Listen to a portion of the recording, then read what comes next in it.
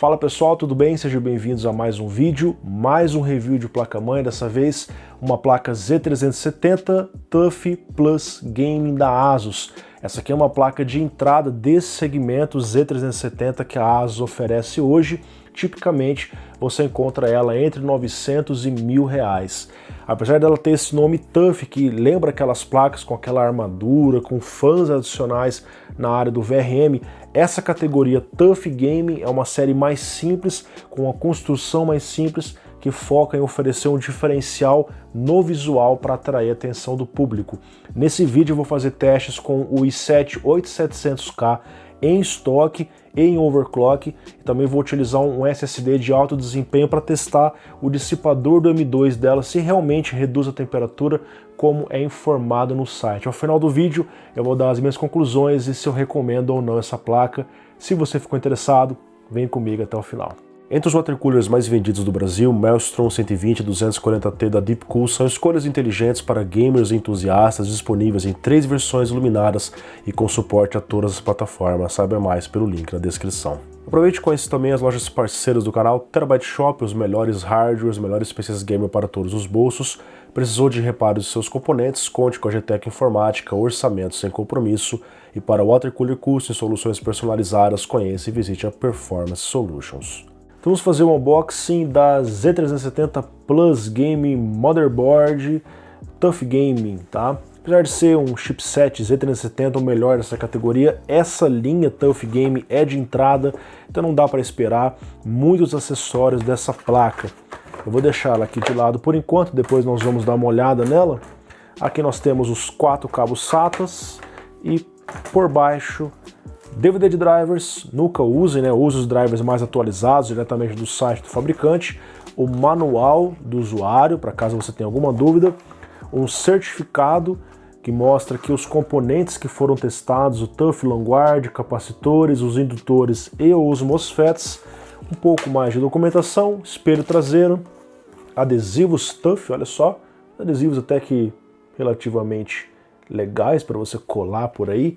E isso aqui muito provavelmente não se encaixa aqui na realidade do Brasil. Olha só o visual dessa placa, cara, realmente ela é bem bonita e foge daquele tradicional que tá virando vermelho e preto, gamer, né? Então aqui você tem preto e amarelo, são poucas placas que trazem um amarelo aí em destaque como essa aqui, por exemplo. Nós vemos aqui no dissipador do chipset detalhes em amarelo, cinza, branco e preto.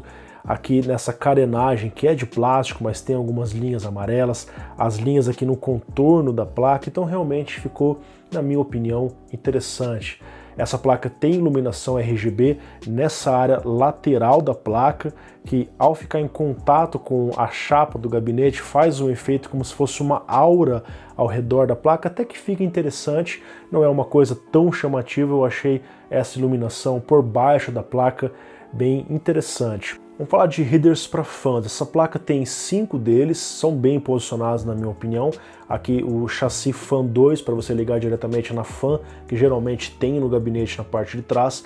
Aqui existe o CPU fan, ele está nessa parte de cima e não aqui. Esse aqui é o I/O pump, ele parece o CPU fan, inclusive eu liguei errado aqui nele. Aqui tem o chassi fan 1 e aqui embaixo o W-Pump. Então, esses headers I/O, esse header W-Pump pode ser usado tanto por bombas de water cooler como por fãs, coolers normal, sem nenhum problema.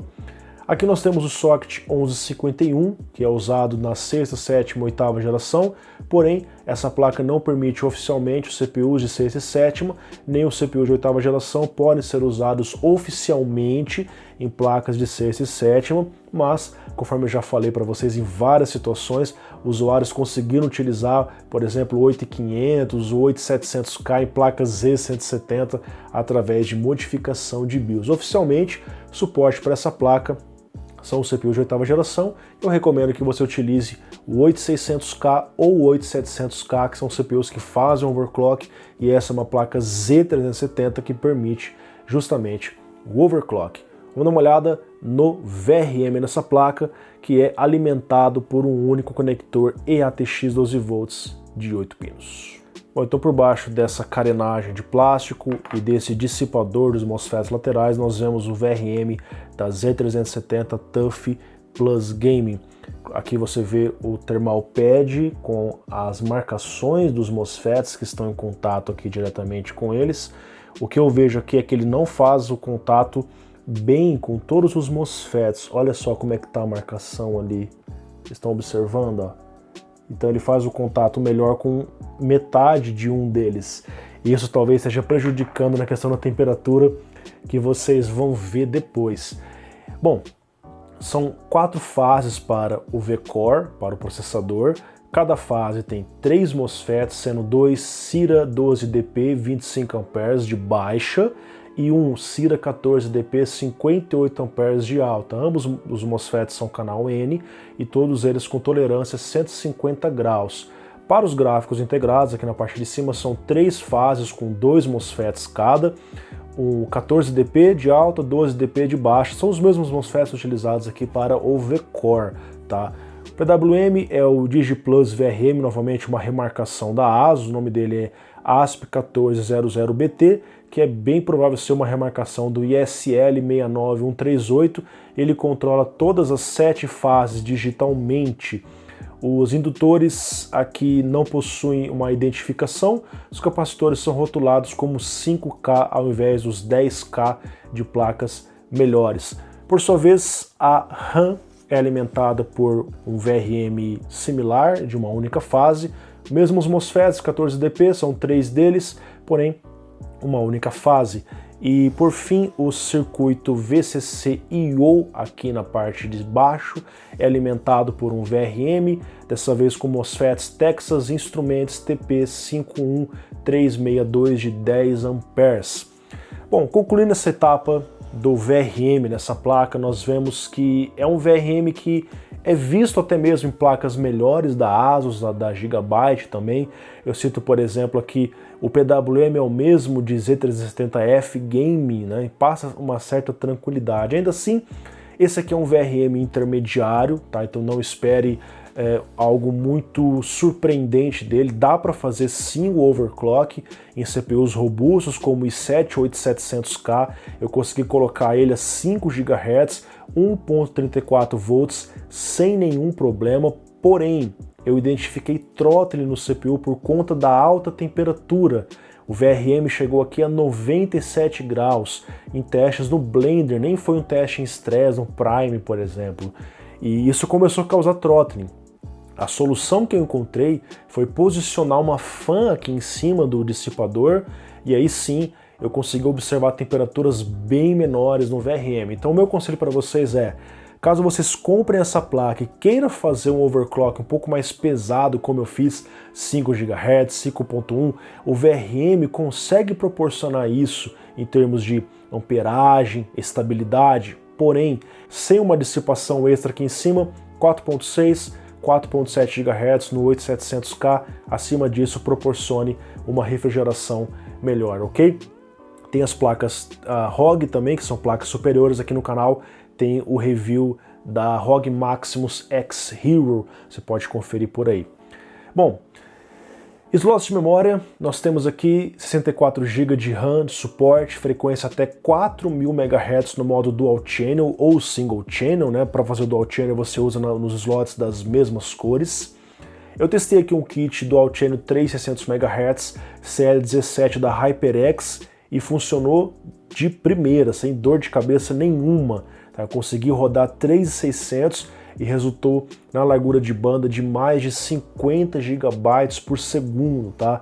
Inclusive aqui na parte lateral, vocês vê em detalhes aquele visual que eu falei para vocês, a placa forte daquele design tradicional, quadradão, e tem algumas entradas aqui que deixam a placa em um desenho aí mais agressivo, um pouco mais chamativo. Então aqui na parte lateral da placa nós vemos o único header RGB da placa-mãe, um header USB 3.0 frontal, 6 portas SATAs aqui na parte de baixo, todas viradas para frente, e mais 2 headers USB 2.0 para você usar em coolers ou mesmo diretamente na parte frontal do seu gabinete. Nessa placa tem dois slots M2, um que está por baixo desse dissipador M2, que tem um thermal pad para você deixar em contato direto com o seu SSD M2, e um aqui na parte de cima sem o dissipador M2, tá? Particularmente, eu acho mais interessante utilizar o SSD M2 nesse slot por conta de ter o dissipador. A ASUS informa no site que reduz até 25 graus, ok? Não foi tanto quanto eles informaram na propaganda, mas eu fiz o teste com o Samsung 960 EVO e ao utilizar nesse dissipador, o SSD atingiu sob estresse máximo 57 graus, enquanto que ao ficar totalmente desprotegido aqui nesse slot ele atingiu 63 graus. Isso é claro, em um teste numa bancada aberta, em um gabinete fechado, a temperatura pode ser maior e aí sim justificar aqueles 25 graus que a ASUS fala ali, até porque nesse slot a gente vai usar uma placa de vídeo nessa placa-mãe, muito provavelmente, e acaba irradiando calor para o dispositivo que está próximo aqui, que no caso é o SSD. E lá na parte de baixo, inteligentemente, a ASUS posicionou os slots X1 próximo ao slot M2 com dissipador. Então é muito provável que o usuário talvez nem vá utilizar isso daqui e vai acabar deixando essa área livre e mais fria naturalmente. Agora eu tenho que dar um puxão de orelha porque bizarramente, mesmo sendo uma Z370, essa placa não faz SLI. Sim, ela tem 1, 2, 3, 4, 5, 6 slots PCI Express, sendo 4 deles X1 para placa de áudio, placa de captura, placa de rede, enfim, e 2 slots X16. Um deles é blindado, ok, isso aqui é muito bom para proteger o slot contra placas pesadas. O segundo slot é X16 no tamanho, ele é eletricamente apenas X8, mas ele não trabalha no modo X8. Ele só trabalha no modo X4, então dá para fazer o Crossfire, mas não faz o SLI. E a placa TUF Pro, que é a versão superior a essa, tem aqui os PLX específicos e ela sim permite fazer o SLI. Aqui no painel traseiro tem uma quantidade razoável de USBs, são duas USBs 2.0, duas USBs 3.0, que agora são chamadas de 3.1 geração 1, e duas USBs 3.1 geração 2. Você vê como confunde essa mudança que eles fizeram, né? Isso não foi a ASUS que mudou, mas a própria indústria.